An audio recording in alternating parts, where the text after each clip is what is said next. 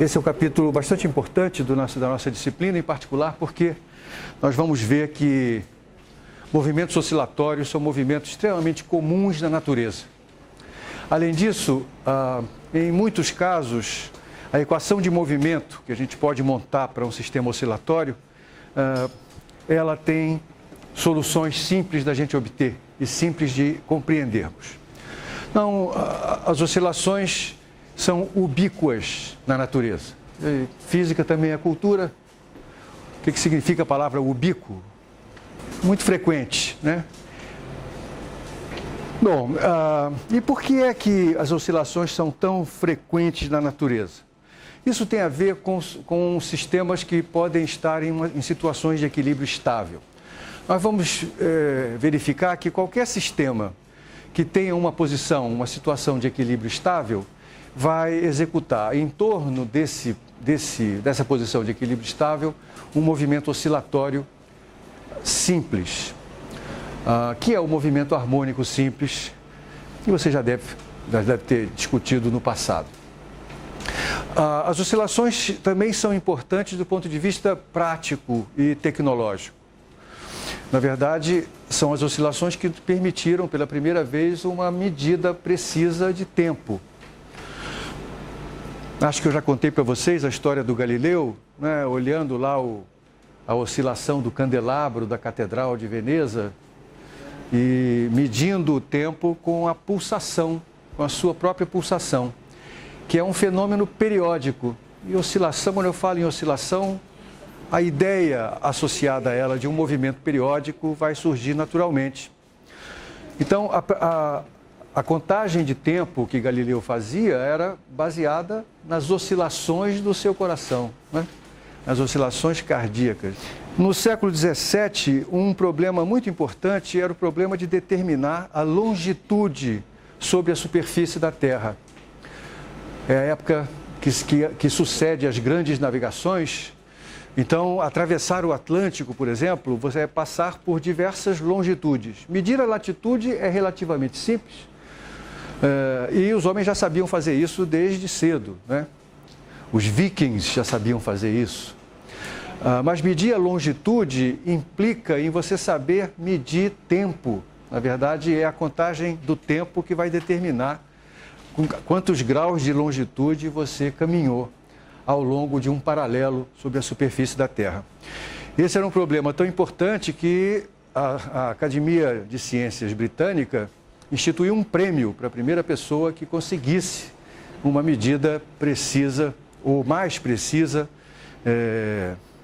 da longitude. Quem ganhou esse prêmio foi o físico holandês Christian Huygens, né? E a medida de tempo que ele propõe é uma medida baseada na oscilação de um pêndulo, né? Mas tem todo um aparato tecnológico, né, que ele teve que inventar para que essas oscilações durassem um tempo longo, porque se a gente faz um pêndulo oscilar aqui, as forças dissipativas que estão presentes o tempo todo acabam por fazer com que a energia desse movimento se dissipe e o movimento cessa. Então é preciso você imaginar algum mecanismo de reintroduzir a energia dissipada no pêndulo para que ele continue oscilando. Isso acontece lá por volta do ano 1640. Né? Oscilações, a gente continua utilizando oscilações para medir tempo. Na minha geração, a gente usava relógios para medir tempo. E os relógios modernos da minha geração eram relógios que eram movidos a osciladores de quartzo. Eram cristais que tinham frequências naturais de oscilação que eram muito precisas. E era acompanhando as frequências, ou acompanhando o movimento natural de oscilação que o relógio ia fazendo os seus ponteiros caminharem, né? Hoje você tem, né? Hoje ninguém mais usa relógio, fora o Bruno, que é um cara meio antiquado, ou a Cristiane. As pessoas hoje usam celulares. Daí os celulares têm também um oscilador, nesse caso um oscilador eletrônico, que é o que controla a passagem do tempo. E além disso, os celulares mais modernos, eles estão em constante contato com as centrais que emitem os sinais de tempo pelo mundo afora. O meu celular, por exemplo, eu posso programá-lo para que ele sempre leia o tempo da estação brasileira. E aí, até o oscilador dele torna-se dispensável, porque ele está lendo o tempo todo, né? Ler o tempo todo é engraçado. Muito bem. Então, oscilações são coisas frequentes, são coisas importantes do ponto de vista tecnológico.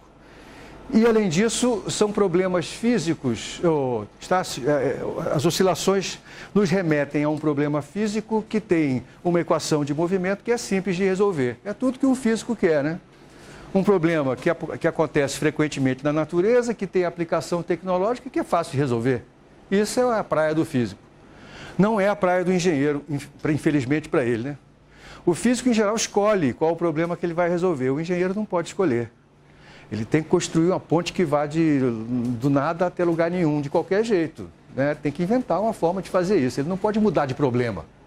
Eu não quero resolver esse problema, não quero resolver outro. Não pode. O físico, em geral, pode, né? Muito bem, e a gente começa essa discussão com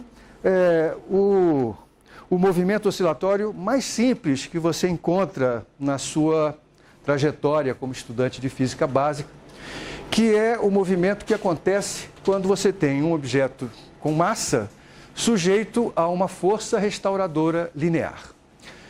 Eu vou explicar melhor o que significam esses termos. Esses termos estão associados à lei de Hooke, que diz para a gente de que maneira a força que uma mola faz depende do quanto que ela está deformada. Então, se você tem uma mola, aqui está a mola, suponha que a massa dela seja pequena o suficiente para que eu possa desprezar a curvatura que a mola naturalmente vai ter se eu tentar colocá-la na horizontal. Então, se essa aqui é a posição relaxada, esse é o termo que a gente usa, a posição relaxada da mola, então, se eu deformar essa mola a partir da posição relaxada, por exemplo, se eu esticá-la de um certo comprimento, vamos chamar isso daqui de ΔX, a mola não gosta de ser esticada, ela não gosta de sair da sua posição relaxada. Aliás, quem gosta, né? E porque ela não gosta disso, ela faz uma força tentando voltar para a posição relaxada, para a posição de equilíbrio, digamos, dela.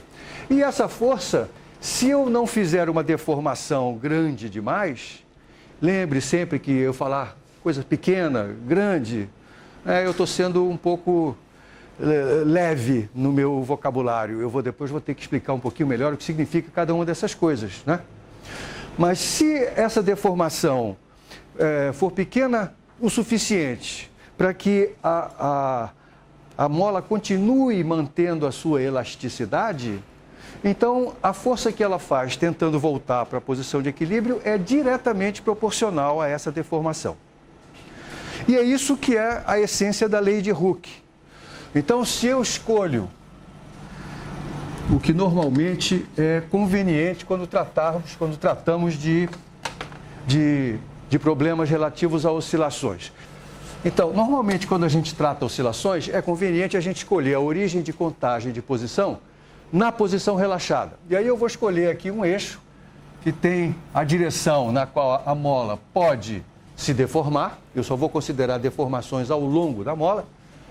Eu vou chamar esse eixo de X.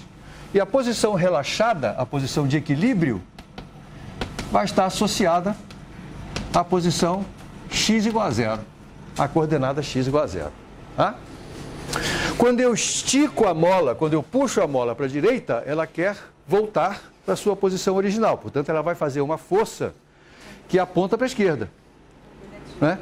E vice-versa. Se eu comprimir a mola, ela vai querer voltar à posição de equilíbrio, portanto, fará uma força para a direita. Então, se eu aumento a posição da extremidade da mola, se eu faço o x da extremidade da mola virar positivo em vez de zero, a força vai apontar para a esquerda, portanto, vai apontar para o x negativo. Essa força a gente exprime assim, menos kx.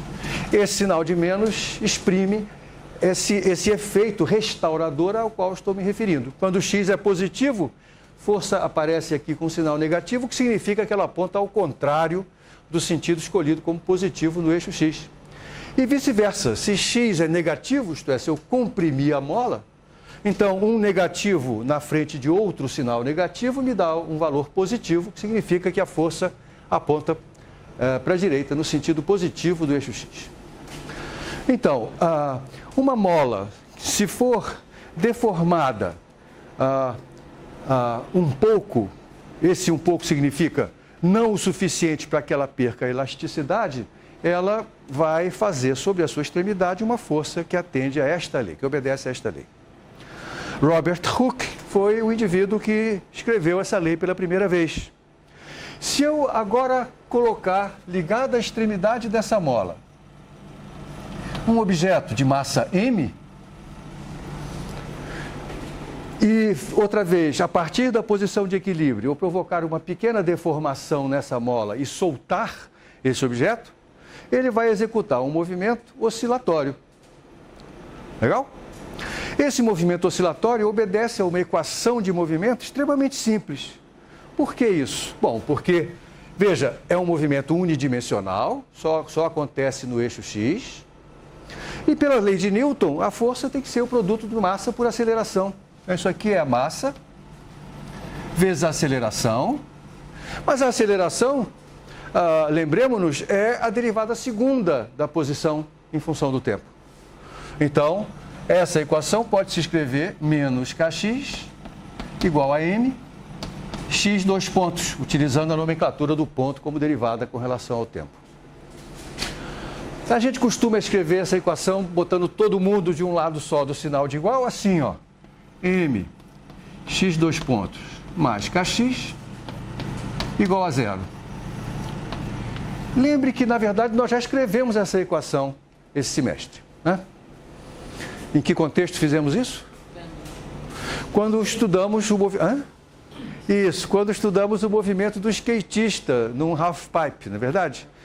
E aí percebemos que a equação de movimento escrita em termos da coordenada angular, ela tinha exatamente essa forma, que é exatamente a forma que adquire a equação de movimento de um pêndulo para pequenas oscilações.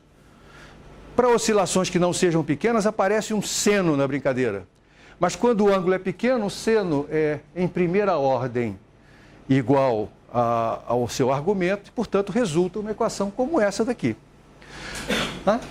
A gente pode reescrever essa equação fazendo com que o termo de derivada segunda tenha um coeficiente 1, dividindo tudo por m, fica x dois pontos mais k sobre mx igual a zero. E aí, a minha pergunta é a seguinte: veja que essa equação de movimento, ela depende de apenas dois parâmetros desse problema, que são a massa, que está ligada à mola, e essa constante K, que está associada com a rigidez dessa mola. A gente a chama de a constante elástica, não é? Quando K é um número grande, e de novo eu vou ter que explicar o que é grande mais tarde, quando K é um número grande, uma pequena deformação provoca uma força grande. Dito de outra maneira, para eu deformar a mola, eu tenho que fazer uma força grande, né? Quando K é pequeno, uma força pequena já é suficiente para deformar essa mola, né? A mola é mole quando o K é pequeno, a mola é dura quando o K é grande. Faz sentido isso que eu estou falando? Muito bem. Quando você olha para essa equação de movimento, aparece o K sobre M. Qual é a dimensão que tem que ter K sobre M? Repito. Veja que nessa equação de movimento, o K e o M, eles aparecem conectados, né? Aparece aqui a relação K sobre M. Então, qualquer coisa que for acontecer com esse sistema, a equação horária desse sistema vai depender do K sobre M. Não do K isoladamente, nem do M isoladamente. Vai depender desse quociente. E qual é a dimensão que tem esse quociente? T a menos 2. Cuidado, responder segundo a menos 2 é responder outra pergunta. É a resposta correta a outra pergunta. Se eu perguntasse em que unidades esse negócio vai aparecer no sistema internacional, é segundo a menos 2. Mas a dimensão disso aqui é T a menos 2. Então isso aqui tem dimensão de tempo a menos 2. Tá, qual é a grandeza física que você pode ligar a uma oscilação, a alguma coisa que soe como periódica e que tem dimensão de t a menos 2? Hã? A frequência angular ao quadrado. Eu poderia ter feito a pergunta de outra maneira. Poderia ter feito a pergunta assim: m sobre k tem dimensão do quê? De t ao quadrado. E qual é a grandeza física associada a uma oscilação que você acha que vai ter dimensão de t ao quadrado? O período ao quadrado. E o inverso do período é a frequência. Então, é por esse motivo que nós vamos definir uma letra, um símbolo novo, ômega ao quadrado, como sendo k sobre m. Veja que ambos k e m são positivos. Portanto, faz sentido eu definir esse quociente como um quadrado de alguma coisa, né? Então, nesses termos, eu escrevo a equação de movimento agora, x dois pontos, mais ômega ao quadrado x igual a zero. Esta é a famosa equação do oscilador harmônico. E, como eu já disse algumas vezes, vai fazer parte da sua vida ao longo de toda a sua história profissional. Felizmente, é uma equação fácil de resolver, né? E a gente vai resolvê-la de diferentes maneiras hoje, né?